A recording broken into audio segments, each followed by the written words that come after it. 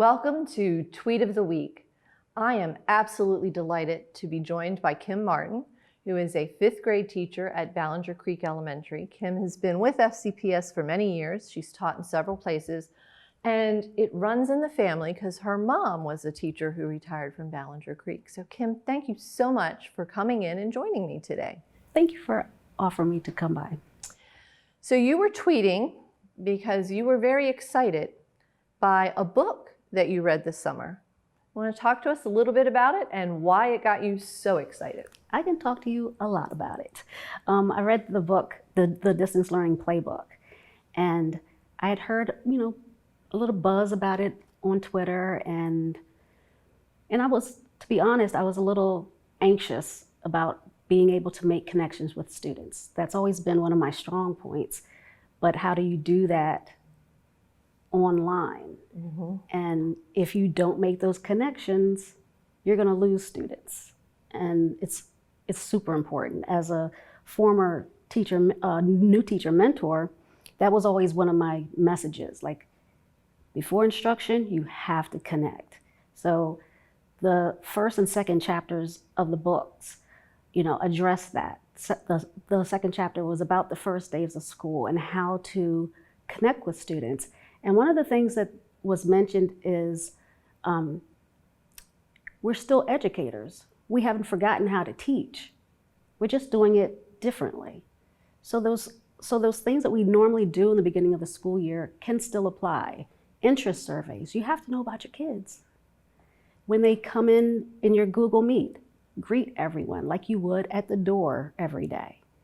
So it caused me to exhale, and my nerves were like a normal back to school almost. It's like, I am a teacher. I've done this for years. This is year 29. I can do this. And it just gave tips on how to connect with students, how to connect with families, because families are going to be anxious also. Students are going to be anxious. All of us. This is new for everyone, but we know how to teach, and students know how to do school. And very different than what we had in the spring. And that's one of the messages that we've been trying to convey to parents, because in the spring, you always didn't necessarily have those opportunities to connect, because a lot of it was just assignments were posted and then kids could do it. But we've worked really hard this summer to get our teachers ready for doing virtual instruction. And as you said, I think everybody was a little nervous about it. I'm so excited to hear that the book inspired you that much. But I want you to also talk about the first chapter of that book, because you said that was a message that we sometimes forget to give, but is also critically important. I've never read a book about education that first addresses teacher self-care. We teachers give our everything to our students and their families. I've often had to, step aside from my own family to do something for other families. And it can be tiring.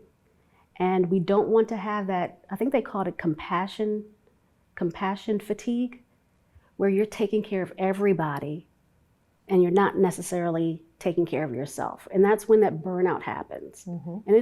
And with distance learning, if you're not taking care of yourself, I can see where the burnout will happen very quickly. And I think also just dealing with all of the changes in our lives around the pandemic. And so there are so many places where we have to give to others or take care of others or relearn how to do things that we didn't think about before.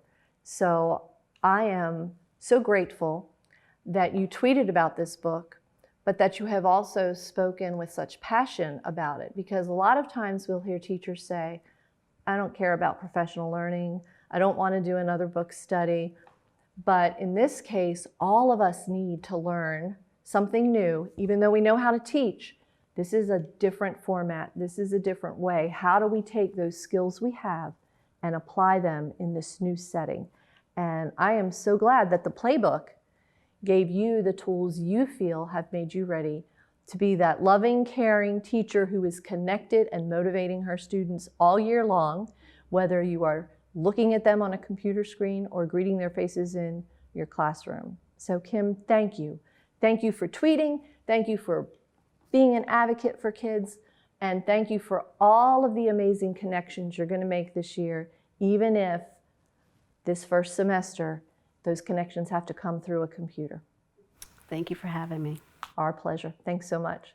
So I hope, after you've listened to Ms. Martin, that you know the start of the school year is going to be rocking.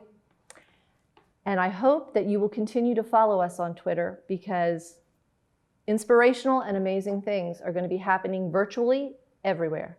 So please come back again for Tweet of the Week.